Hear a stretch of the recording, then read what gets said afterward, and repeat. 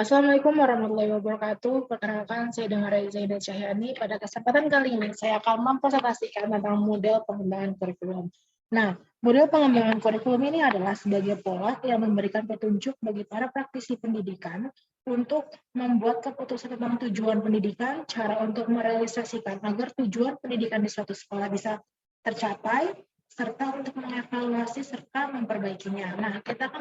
Sudah kita tahu bahwa tujuan utama pendidikan yakni mencerdaskan kehidupan bangsa, mencetak generasi penerus bangsa yang berakhlak dan berbudi pekerti luhur. Nah, model-model pengembangan kurikulum di sini ya saya akan bahas yaitu tentang model TABA.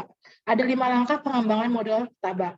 Yang pertama yaitu mendiagnosis keperluan. Nah, di sini model TABA ini mengharuskan anak-anak untuk mengungkapkan apa yang ingin dia ketahui. Kemudian membentuk formulasi yang jelas dan tujuan-tujuan yang komprehensif untuk membentuk dasar pengembangan elemen-elemen berikutnya.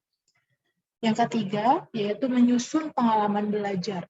Yang keempat, mengembangkan keseluruhan kerangka kurikulum. Dan yang terakhir, yaitu pelaksanaan dan penyebaran. Kelebihan model TABA.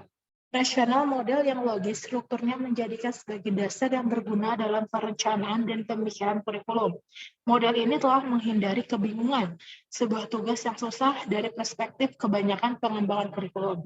Selain itu, model TABA juga ada kelemahan dalam model TABA. Yang pertama yaitu latar belakang pengalaman dan kurangnya persiapan diri seorang pendidik. Yang kedua, kurang jelasnya hakikat belajar mengajar.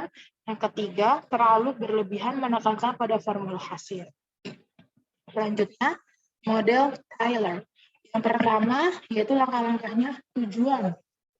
Maksudnya di sini adalah menentukan tujuan pendidikan atau sasaran akhir yang harus dicapai dalam program pendidikan dan pembelajaran. Selanjutnya, menentukan pengalaman belajar. Menentukan proses pembelajaran. Dalam proses pembelajaran ini, kita bisa mengetahui latar belakang kemampuan siswa.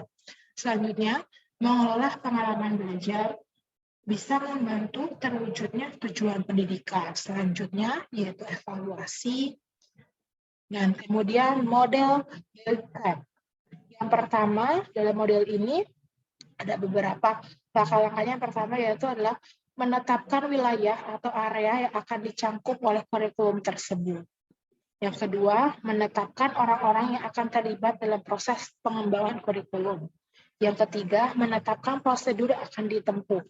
Yang keempat, implementasi kurikulum. Yang kelima, melaksanakan evaluasi kurikulum yang menyangkut. Selanjutnya, yaitu model ALIFA.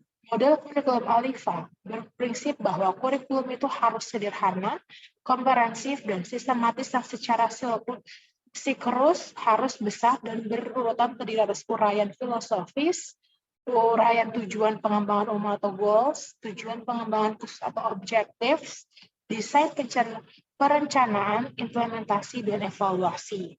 Nah, dan kelebihan model ALIFA ini adalah dapat digunakan untuk menyempurnakan kurikulum. Yang kedua, jelas dan lengkap pada setiap tahapnya atau komprehensif. Yang ketiga, semua terlibat aktif dalam penerapannya. Selain itu, ada juga kekurangan dari model ALIFA ini. Yang pertama yaitu diperlukan pengawasan menyeluruh terhadap setiap langkah penerapan model. Yang kedua, perlu adanya interaksi dan komunikasi yang baik dari semua pihak. Nah, yang terakhir ada model Seiler. Model Seiler ini tahapan pertama yaitu goal atau objektif. Jadi kita menentukan goal atau objek yang akan kita sasaran kita apa tujuan kita, kemudian mengimplementasi kurikulum atau melaksanakan kegiatan belajar mengajar. Selanjutnya merancang kurikulum aktif silabus. Yang terakhir yaitu mengevaluasi kurikulum. Nah, demikian presentasi dari saya. Wassalamualaikum warahmatullahi wabarakatuh.